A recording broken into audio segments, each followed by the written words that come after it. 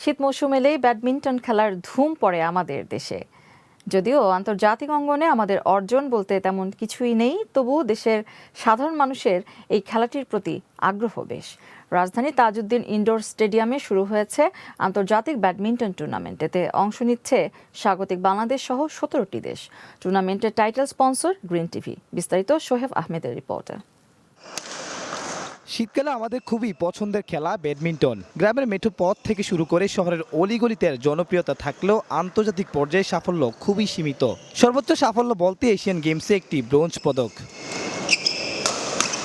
ঢাকায় আন্তর্জাতিক টুর্নামেন্ট আয়োজনের ফলে খেলোয়াড় থেকে শুরু করে কোচ সকলেই বেশ উত্তেজিত ও উচ্ছ্বসিত। ফুটবল বা ক্রিকেটের কথা বলি, ওইখানে যে পরিমাণ আমরা হাইপ রাখি, যে পরিমাণ বাজেট রাখি, ওনাদের উপরে যতটুকু যে সুযোগ সুবিধা প্রোভাইড করা হয়, অ্যাকর্ডিং টু দ্যাট কিন্তু বাংলাদেশে যে ব্যাডমিন্টনের প্রেক্ষাপট আমি দেখছি, ওখানে কিন্তু ওইভাবে ইনভেস্ট করা হয় না। So much of crowd in India in badminton, like so much.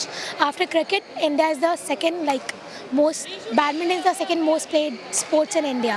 এই টুর্নামেন্ট দেশের উদীয়মান ব্যাডমিন্টন তারকাদের জন্য নিজেদের প্রমাণ করার এক বিশাল সুযোগ।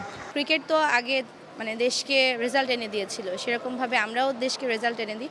তো তার পরবর্তীতে কিন্তু আমরা ইন্টারন্যাশনালি আমরাও রেজাল্ট করেছি, এবং এই যে ইওনিক্স সানরাইজ ব্যাডমিন্টন যে চ্যাম্পিয়নশিপটা হচ্ছে এখন, সেই চ্যাম্পিয়নশিপে 2018-এ লাস্ট 2018-এ আমি ওমেন্স ডাবলসে ব্রোঞ্জ মেডেলিস্ট ছিলাম। এই থেকে যদি ধরি শুরু আমাদের, তো অবশ্যই আমাদের প্রপার ট্রেনিং, প্রপার সুযোগ সুবিধা যেটাকে বলে, বাইরের প্লেয়াররা যেটা পাচ্ছে, যেটা আমরা পাচ্ছিলাম না এতদিন।